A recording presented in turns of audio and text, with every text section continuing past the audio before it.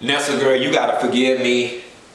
I look like shit. I feel like shit. I went down to the bar with a broke Cosby yesterday, so they was playing nothing but blues music and passing out brown liquor, and a bitch woke up a little hungover. I was about to get in here and beat my face, put my hair on, try to spruce myself up, spray some perfume in my titties.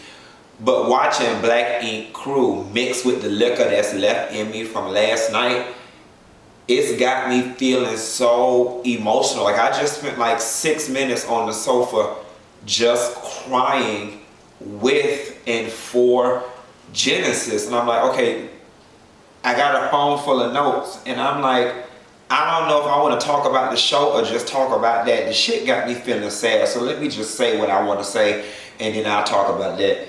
I think Nikki is manipulative as hell, and she's manipulating old shit.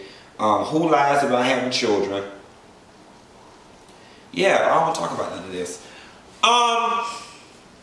Listen, Genesis and so many other young men like Genesis are in a lot of pain.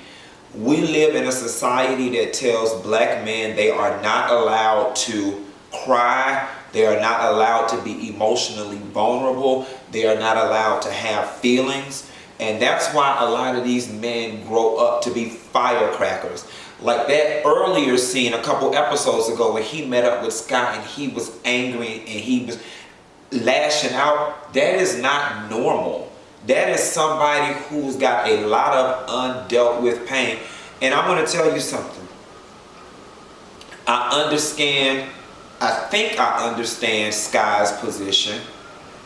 But as a child, no matter what the circumstances, there's nothing Sky is going to ever be able to say to justify being abandoned by your mom.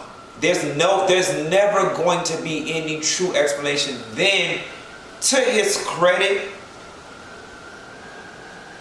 it doesn't make it better that he now sees her on TV, Tootsie rolling, buying titties, asses, and new pussy. That boy is absolutely right.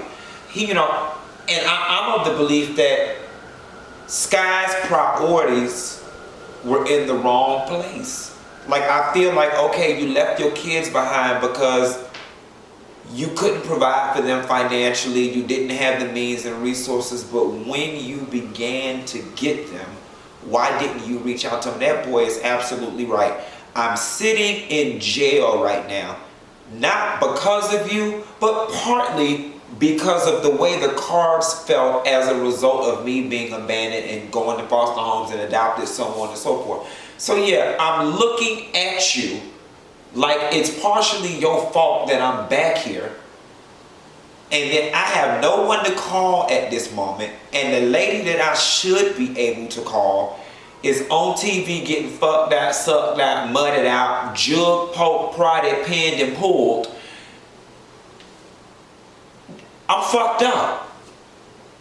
Then when you get out, you don't make any kind of real effort to communicate with me. You bring in cameras in because you're trying to make a storyline and this, that, and the third.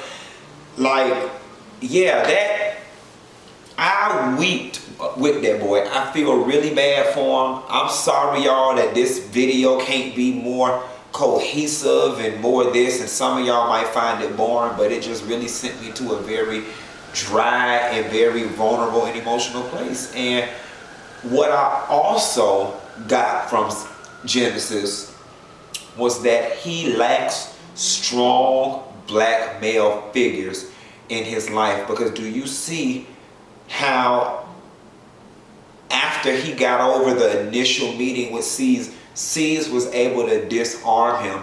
C's was able to create a safe space to let him know, go ahead, let it out. I'm my brother's keeper and I'm going to catch you, young man. It's okay to cry. And you could see the tears. When those tears started coming out there, boys, men got this thing that they don't like to, we'll do this. You damn sure lose all your manhood points when you do the ugly cry. And that emotion, it was coming out of him. And C's really did some Iyanla Vanzant type shit in getting them feelings out of that boy. I I know from my own experiences, when you hold on to stuff like that, sometimes just crying and just telling your truth to somebody, it don't make the situation 100% better, but it's a start. Here's what I do know. Without therapy, there's always going to be a void in that young man's heart because he's looking for a mother. And the reality of the situation is the bonding period has passed, and I don't think that he and Sky will ever have a mother-son relationship. I don't. I think that they can foster a relationship as two people who are related, as two adults that are related, but she will never be and represent what he needs and wants her to be. I just don't see it. I don't think the universe has it in the cards. I don't think Sky is equipped, and I think too much time has passed. And I don't know if you get over that type of bitterness. Those of y'all watching this video that may have been abandoned or adopted or some kind of non-ideal situation, talk to us about that. Like, even when the birth parent comes back into your life, did it make you whole? Do you treat that person like, you know, like the mommy that used to take me on picnics and pick me up from school? I would imagine not, but I don't know. It was just a sad situation. It was a sad situation, but I do love how Black Ink Crew is tastefully addressing some of these issues. And you know what? If Sky was put on this earth to be a fool, but to spread awareness about some of these issues, then I'm here for it. So that's what I got. I want to hear y'all thoughts about it. Sorry I couldn't give you a lot more. But let me drop down and watch VH1 Beauty Bar. I'm going to call you back. Bye.